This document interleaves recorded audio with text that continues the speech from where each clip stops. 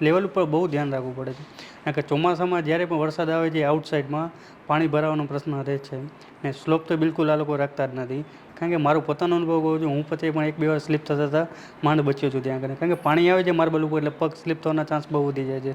Elevation આપણે દેખાવે સારું લાગે છે, પણ રિયલમાં જે વસ્તુ આપણે ઉપયોગમાં છે એવા ટાઈમે આપણે ઘણી મૂંઝવણ થતી હોય છે, તો ચેન્જીસ કરાવવું જ પડે છે એના અંદર. કારણ કે ઓન પેપર દેખાય ત્યારે એમ વસ્તુ અલગ હોય છે, અને જ્યારે રિયલમાં એ વસ્તુ ઊભી થાય છે ત્યારે એમાં ઘણો ફેરફાર હોય છે. કોસ્ટિંગ તો જે આશરો તો આશરાથી થોડુંક વધારે જ થઈ ગયું છે, દોઢું પહોંચી ગયું છે કહેવાનો મતલબ. મારી ગણતરી 1.5 થી 2 વર્ષની હતી. 1.5 થી 2 વર્ષમાં થશે, પણ થોડોક ટાઈમ પછી ખેંચાઈ ગયો છે.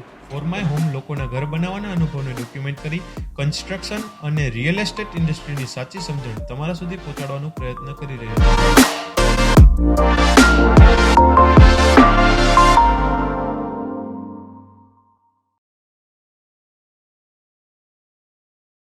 આપના ઘર બનાવવાના અનુભવમાંથી કેટલીક માહિતી અને સમજણ જે ઘર બનાવી રહ્યા છે કે ઘર બનાવવાની તૈયારીમાં છે તેમને ઉપયોગી થાય તે હેતુથી અમારું માધ્યમ ફોર માય હોમ કામ કરી રહ્યું છે. સૌથી પહેલાં તો આપે કયા લોકેશનમાં ઘર બનાવ્યું છે? મેં તે કુકમાના તે પાદરડા વિસ્તારમાં, જે તે કુકમાના સારા એરિયામાં ગણતરી થાય છે, પછી લોકેશન પસંદ કર્યું છે. કેટલા એરિયામાં તમારું ઘર છે અને કેટલા સ્ક્વેર ફૂટ બાંધકામ છે? મારું 210 મીટરમાં પ્લોટ છે. બાંધકામ છે 2700 ફૂટ. કેટલો સમય લાગ્યો? મને બનતા સમજો ને 2.5 થી 2.5 વર્ષ જેવો ટાઈમ લાગ્યો છે. જ્યારે તમે પ્લાનિંગ કર્યું કે મારે ઘર બનાવવું છે ત્યારે કેટલો ધાર્યો હતો કેટલા સમયમાં થઈ જશે? મારી ગણતરી 1.5 થી 2 વર્ષની હતી. 1.5 થી 2 વર્ષમાં થશે, પણ થોડોક ટાઈમ પછી ખેંચાઈ ગયો છે. એના પાછળના કોઈ ખાસ કારણો કે ટાઈમ ખેંચવાનો? પાછળના ખાસ કારણો કે અમને જે વસ્તુ પસંદ નથી આવતી, અમે 1-2 વાર ચેન્જ કરાવ્યું છે, અને થોડુંક એના ફેરફાર કરાવ્યા છે. પ્લાનિંગમાં પણ ફેરફાર કરાવ્યા, એના કારણે ટાઈમ વધી ગયો. કેટલું કોસ્ટિંગ આવ્યું? કોસ્ટિંગ તો જે આશરો તો આશરાથી થોડુંક વધારે જ થઈ ગયું છે, દોઢું પહોંચી ગયું છે કહેવાનો મતલબ. એની પાછળના કોઈ ખાસ કારણો? હા, જે કે માર્કેટમાં મોંઘવારી છે, ને જે તે વખતે આપણે પ્લાનિંગ કર્યું હોય કે આપણું એટલા બજેટમાં થશે, માર્કેટમાં જ્યારે નીકળી છે બજારમાં ત્યારે એના ભાવ કોસ્ટલી જ પડે છે બધા. એના કારણે પછી હવે એક જ વિચાર આવે છે કે એક જ વાર બનાવવું છે, તો એના લીધે કોસ્ટલી તો કોસ્ટલી. તમે ઘરનું પ્લાન કેવી રીતે બનાવ્યું? ઘરનું પ્લાન તો પહેલાં આપણે એન્જિનિયરો પાસે જ બધા બનાવ્યા હતા. એમની પાસે અલગ અલગ 5 થી 6 વખત પ્લાન બનાવીને આપણી રિક્વાયરમેન્ટ આપણે પ્રમાણે જ પહેલાં બનાવેલું હતું. બરોબર. કે જે જરૂરિયાત છે એ રીતે જ બધું પ્લાનિંગ કરાવેલું હતું. એના માટે 5 થી 6 નકશા અલગ અલગ બનાવેલા હતા. પછી પ્લાનિંગમાં કોઈ ચેન્જીસ કરાવ્યા પાછળથી તમે? કારણ કે ઓન પેપર દેખાય ત્યારે એમ વસ્તુ અલગ હોય છે, અને જ્યારે રિયલમાં એ વસ્તુ ઊભી થાય છે ત્યારે એમાં ઘણો ફેરફાર હોય છે. એમાં આપણે 15 થી 20% ચેન્જીસ આવવાની શક્યતા પૂરી થાય. 3D એલિવેશન તમે કરાવ્યું હતું? હા, 3D એલિવેશન કરાવેલું હતું. તમે શું સલાહ આપશો? એ 3D એલિવેશન તમને કેટલું હેલ્પફુલ રહ્યું આખી જર્નીમાં? એલિવેશન આપણે દેખાવે સારું લાગે છે, પણ રિયલમાં જે વસ્તુ આપણે ઉપયોગમાં છે એવા ટાઈમે આપણે ઘણી મૂંઝવણ થતી હોય છે, તો ચેન્જીસ કરાવવું જ પડે છે એના અંદર. કારણ કે રહેવું આપણે લાઈફ ટાઈમ એમાં જ હોય છે, ડેફિનેટલી. ખાલી દેખાવ ઉપર હાલતું નથી. 100%. બસ એટલે એના અંદર 3Dમાં આપણે 80% જ હેલ્પ થશે, 20% તો જગ્યા ઉપર જઈને જ પછી બધું આશરો આવે છે. ચેન્જીસ કરવા પડે જ્યારે ફિઝિકલ આપણે જતા હોઈએ છીએ ત્યારે. તમે ભૂકંપના નિયમોને ધ્યાનમાં રાખ્યા હતા? હા, ભૂકંપના નિયમોને પરફેક્ટ ધ્યાનમાં રાખેલા હતા. વાસ્તુને ધ્યાનમાં રાખ્યું હતું તમે? હા, વાસ્તુને પણ ધ્યાનમાં રાખીને બનાવેલું છે. ઘરના એવું કયું બાંધકામ છે જેનામાં તમે વાસ્તુને ધ્યાનમાં રાખ્યું? તમારું શું કહેવું છે વાસ્તુ ઉપર? બેડરૂમ, ટોયલેટ ને કિચન, આ 3 વસ્તુ ઉપર તમે વાસ્તુને ધ્યાનમાં રાખ્યું. પ્લાનિંગને લઈને તમારો આખો ઓવરઓલ અનુભવ કેવો રહ્યો? એકદમ સારો રહ્યો છે અનુભવ, એકદમ. પણ થોડુંક વધારે ટાઈમ આપવો પડે છે એનામાં. સિવિલ વર્ક માટે જે કોન્ટ્રાક્ટર સિલેક્ટ કરે એમની સાથે અનુભવ કેવો રહ્યો? બહુ સારો અનુભવ રહ્યો. ને પહેલેથી જ ફ્રેન્ડલી રીતના કીધેલું હતું કે ચેન્જીસ બધા થશે જ, તો એમાં પછી ખાલી ખોટું પછી મનદુખ ન થવું જોઈએ. હા ના, ને પછી જેટલું સુધારો વધારો હોય, અમે મકાન એક જ બનાવીએ છીએ, આપણે જિંદગીનું સ્વપ્નનું મકાન હોય છે. 100%. એટલે ચેન્જીસ કરવા પડે તો પછી કાંઈ હા ના ન થવી જોઈએ. એ અમે પહેલેથી જ બધું કીધેલું હતું કે ભાઈ તમારો જે ચાર્જીસ થાય એ વાંધો નહીં, તમે લઈ લેજો. પણ અમને અમારી જરૂરિયાત મુજબનું ચેન્જીસ બધા અંદર જોઈશે. કદાચ તોડવું પડે તો ભલે તોડવું પડે, પણ અમે એના માટે તમને ખર્ચો આપવા તૈયાર છીએ. તમારા મતે જે ઘર બનાવી રહ્યા છે કે ઘર બનાવવાની તૈયારીમાં છે, એમણે જ્યારે કોન્ટ્રાક્ટર સિલેક્ટ કરવાનો હોય ત્યારે કયા પોઈન્ટ્સ ધ્યાનમાં રાખવા જોઈએ? હું તો એક જ વસ્તુ કે ભાઈ આપણે જેમાં રહેવું છે એમાં આપણી જરૂરિયાત પહેલાં પ્રમાણે, જ્યારે એક વસ્તુ ફોટામાં કે 3Dમાં કે એ બધું દેખાય છે, એ રિયલમાં એમાં ઘણો ફરક હોય છે.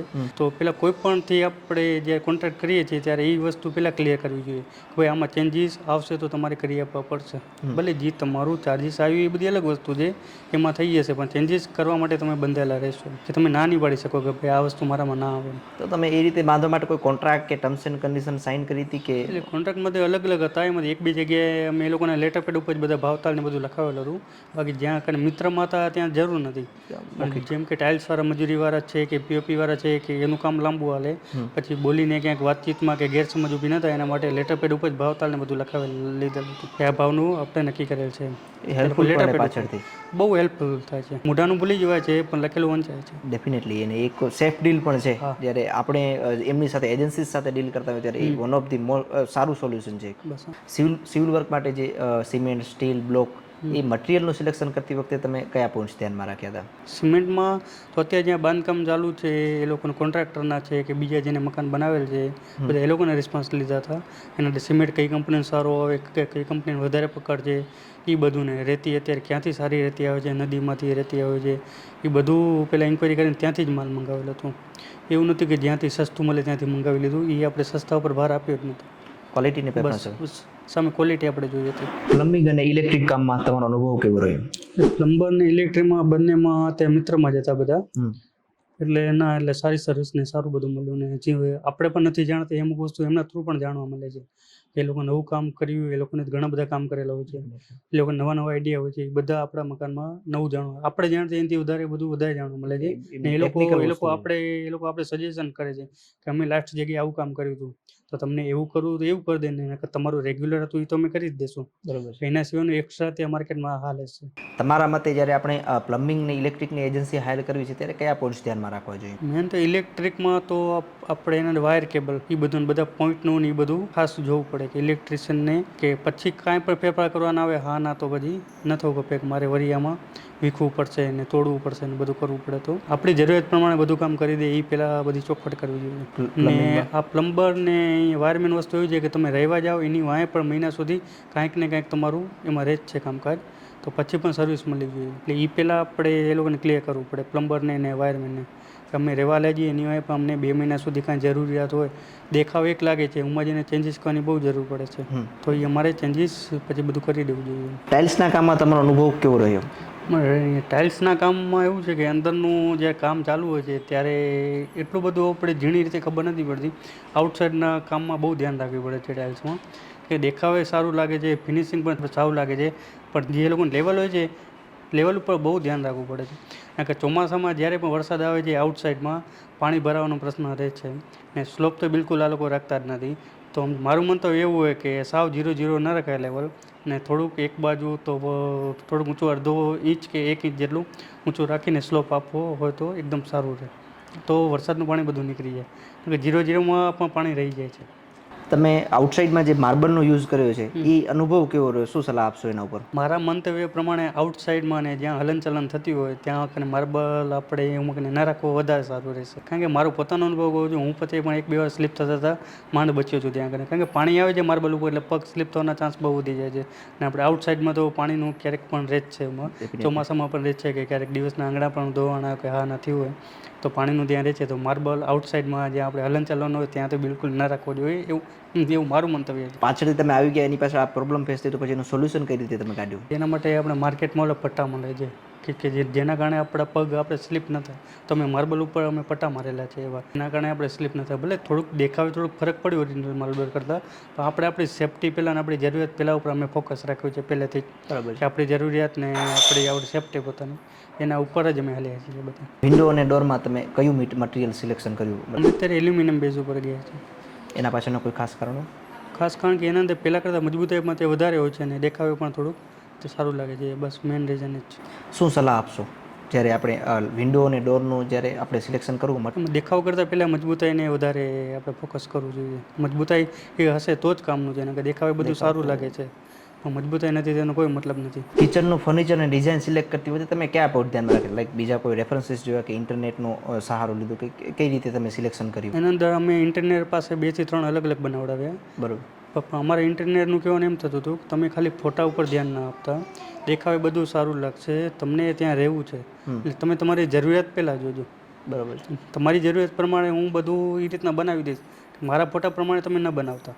બરાબર. તમને જરૂરિયાત કેવી છે એ તમે મને કહો તો એ રીતે હું તમને આખું બનાવી દઈશ. તમે ઇન્ટિરિયર ડિઝાઇનર હાયર કર્યા હતા? હા. એમની સાથે કેવો અનુભવ રહ્યો? એમની સાથે બહુ સારો અનુભવ રહ્યો. કેટલો હેલ્પફુલ થયું તમારી આખી જર્નીમાં ઇન્ટિરિયર ડિઝાઇન? અમારી જર્નીમાં ત્યાં 75% અમે સમજી લે એની ઉપર જ હતા. બરાબર. માર્કેટમાં નવો ટ્રેન્ડ નવો હા ના, પણ અમે પહેલી વસ્તુ ઇન્ટરનેટથી એક વસ્તુ ક્લિયર કરી હતી કે મટીરિયલ અમને મજા આવશે ત્યાંથી અમે લેશું. બસ તમારે ક્વોલિટી ચેક કરવાની ને આપણી જે જરૂરિયાત પ્રમાણે ચેક કરવાનું. બાકી એ અમે પહેલાં ડીલ કરેલી હતી ઇન્ટરનેટથી. ઇન્ટિરિયર ડિઝાઇનર હાયર કરવા માટે તમે શું ટીપ આપશો? તો ઇન્ટરનેટ ડિઝાઇનર રાખવાનો મેઇન ફાયદો એ છે આપણે જે વસ્તુ માર્કેટમાં હાલે છે એ આપણે જોવા મળે છે બધી, ને જે વસ્તુ આપણે ઓનલાઈન જોઈને આપણે દિવાલ ઉપર નક્કી કરીશું એમાં માપ મેજરમાં ઘણો ફરક આવે છે. જે વિચારી છે એ ડાયરેક્ટ બનતું નથી. જ્યારે ઇન્ટરનેટ ડિઝાઇનર હોય છે તો આપણા માપ મેજર ઉપર જે એ લોકો દિવાલ ડિઝાઇન કરે છે તો એ સેમ ટુ સેમ આપણે ત્યાં કને બનાવી દેવા માટે બંધેલા હોય છે ને એ લોકો માપ મેજર પણ પરફેક્ટ આપે છે. ઘર બનાવવાની જે તમારી આખી યાત્રા હતી એમાં ઇન્ટરનેટ કેટલો હેલ્પફુલ રહ્યું તમને? ઇન્ટરનેટ બહુ જગ્યાએ હેલ્પફુલ થયું. કેટલો સમય તમે એના ઉપર વિતાવ્યો? ઇન્ટરનેટ ઉપર એવું હતું કે કારણ કે મકાન બનતું હતું સપનાનું મોટું મકાન, ડેફિનેટલી. એટલે ડેલી રાતના કે હાના નવરા બેઠા ત્યારે એક વસ્તુ રોજ એમાં સર્ચ કર્યા રાખતા. બેડરૂમ માટે શું સારું લાગશે, શું પરચેસ કરવું, કેવી ડિઝાઇન અત્યારે હાલે છે, બેડરૂમ છે કે હોલ છે કે કોઈ પણ વસ્તુ નવું એના અંદર બધું સર્ચ મળતા જ રહેતા.